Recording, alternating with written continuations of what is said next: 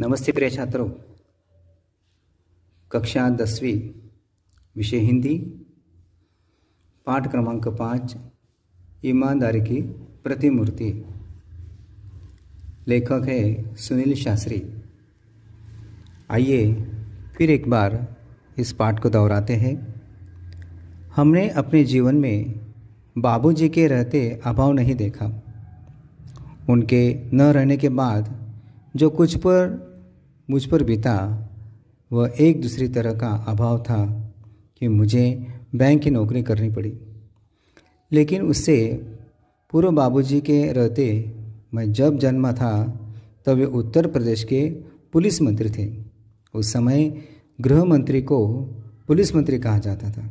इसीलिए मैं हमेशा कल्पना किया करता था कि हमारे पास ये छोटी गाड़ी नहीं, बड़ी आलीशान गाड़ी होनी चाहिए। बाबूजी प्रधानमंत्री होते हुए भी जो गाड़ी थी वह थी इम्पाला शेवरलेट। उसे देख देख बड़ा जी करता कि मौका मिले और उसे चलाऊं। प्रधानमंत्री का लड़का था, कोई मामूली बात नहीं थी। सोचते विचारते कल्पना की उड़ान भरते एक दिन मौका मिल गया।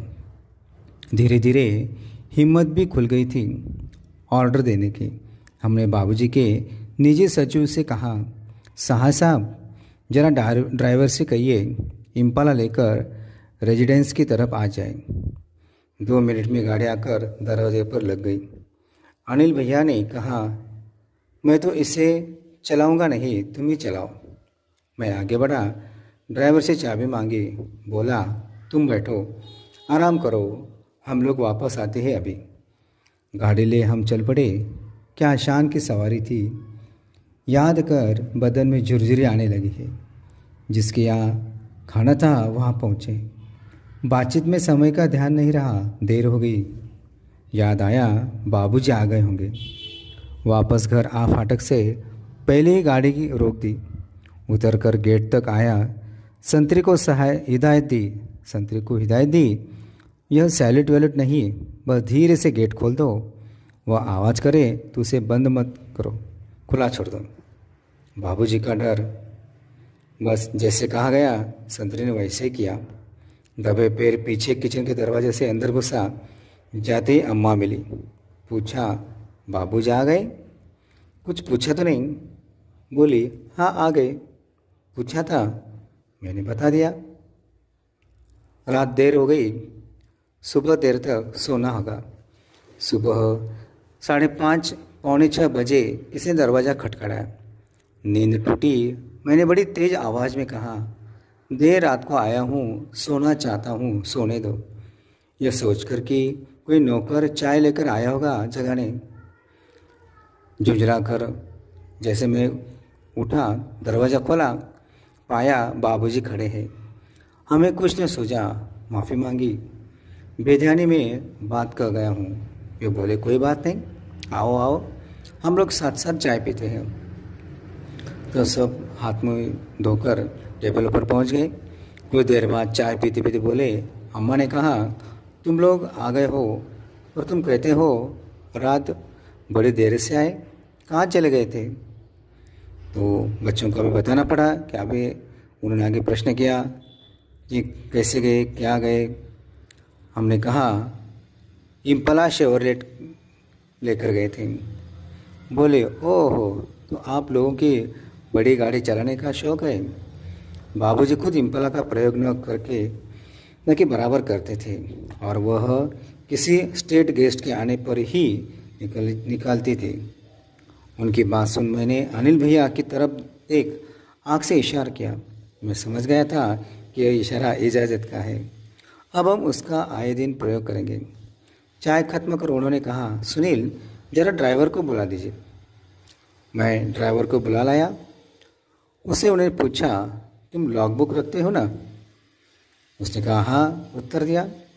तो लाओ, एंट्री करते हो। कल कितनी गाड़ी इन लोगों ने चलाई? वो बोला, 14 किलोमीटर। उन्होंने हिदायत दी, उसमें लिख दो 14 किलोमीटर निजी उपयोग। तब भी उनकी बात हमारे समझ में नहीं आई। फिर उन्होंने अम्मा को बुलाने के लिए कहा।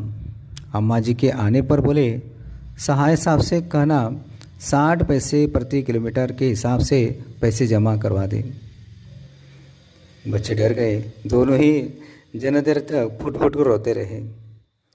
आपसे यह बात शान के तहत नहीं कर पा रहा, इसलिए कि ये बातें अब हमारे लिए आदर्श बन गई। सक्रिय राजनीति में आने पर सरकारी पद पाने के बाद क्या उसका दुरुपयोग करने की हिम्मत मुझ में हो सकती है? आप ही सोचिए। मेरे बच्चे कहते हैं कि पापा आप हमें साइकिल से भेजते हैं, पानी बरसने पर रिक्शे से स्कूल भेजते हैं, पर कितने ही दूसरे लोगों के लड़के सरकारी गाड़ी से आते जाते हैं। वे छोटे हैं, उन्हें कलेजा चीर कर नहीं बता सकता। समझाने की कोशिश करता हूँ, जानता हूँ मेरा यह समझाना कितना कठिन है, और फिर भी समय होने पर कभी कभी अपनी गाड़ी से छोड़ देता हूँ। याद आते हैं बचपन के वे दिन, हसीन दिन, वे पल जो मैंने बाबूजी के साथ बिताए। वे अपना व्यक्तिगत काम मुझे सौंप देते थे और मैं कैसे गर्व अनुभव करता था। मैंने स्कूल से लौटकर वह सब कर डाला। दूसरे दिन स्कूल जाने के लिए तैयार हो रहा था कि बाबूजी ने मुझे बताया, पूछा, तुमने सब कुछ बहुत ठीक कर दिया। मैं बहुत खुश हूँ, पर वे मेरे कुर्ते कहाँ हैं? वे बोला, मेरे कुर्ते भले थोड़ा सा यहाँ से फट रहा था, कोई वहाँ से अम्मा को दे दिए हैं। और आगे क्या होते हैं देखते हैं। यही नहीं, मुझे याद है मैंने बाबूजी के कपड़े की तरफ ध्यान देना शुरू कर दिया। क्या पहनते हैं, किस किफ़ायत से रहते हैं, मैंने देखा था। एक बार उन्होंने अम्मा को फटा हुआ कोट दिया और बताया कि इनकी रुमाल बना दो। अम्मा बताते हैं, हमारी शादी में चढ़ावे के नाम पर सिर्फ 5 ग्राम सोने के गहने आए थे, लेकिन जब हम विदा होकर रामनगर आए तो वहाँ उन्होंने मुंह दिखाई के गहने मिले। सभी नाते रिश्तेदारों ने कुछ न कुछ दिया था। जिन दिनों हम लोग बहादुरगंज के मकान में आए, उन्हीं दिनों तुम्हारे बाबूजी के चाचा को कोई घाटा लगा था। किसी तरह से बाकी रुपया देने की जिम्मेदारी हम पर आ पड़ी। उसकी ठीक से जानकारी लेने की ज़रूरत हमें नहीं सोची और नहीं इसके बारे में कभी पूछा। एक दिन तुम्हारे बाबूजी ने दुनिया की मुसीबतों और मनुष्य की मजबूरियों को समझाते हुए जब हमसे गहनों की मांग की तो क्षण भर के लिए हमें कुछ वैसा लगा और गहने देने में तनिक हिचकिचाहट महसूस हुई, पर यही सोचा कि उनकी प्रसन्नता हमारी खुशी है। हमने गहने दे दिए, केवल टीका, नथुनी, बिछिया रख लिए थे। वे हमारे सुहाग वाले गहने थे। आगे बाबूजी पूछते हैं और उनके पूछने पर हम मुस्कुराए और कहा, उसके लिए आप चिंता न करें, हमने बहाना सोच लिया है। हम कह देंगे कि गांधी जी के कहने के अनुसार हमने गहने पहने छोड़ दिए हैं। इस पर कोई भी शंका नहीं रहेगी। तुम्हारे बाबूजी तनिक चुप रहे, फिर बोले, तुम्हें यहाँ बहुत तकलीफ है, इसे मैं अच्छी तरह समझता हूँ। तुम्हारा विवाह बहुत अच्छे सुखी परिवार में हो सकता था, लेकिन अब जैसा है वैसा है। तुम्हें आराम देना तो दूर रहा, तुम्हारे बदन के भी सारे गहने उतरवा लिए।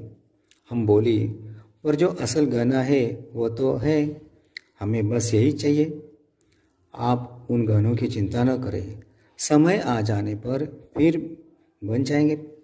सदा ही ऐसे ही दिन थोड़े रहेंगे, दुख सुख तो सदा ही लगा रहता है। प्रिय छात्रों, इस पाठ से एक सीख हमें मिलती है। मनुष्य के जीवन में अनुशासन का बड़ा महत्व है। अनुशासन करने वाले व्यक्ति के कार्य व्यवस्थित रूप से पूर्ण होते हैं। लोग ऐसे व्यक्ति की प्रशंसा करते हैं और उनसे प्रेरणा लेते हैं। धन्यवाद।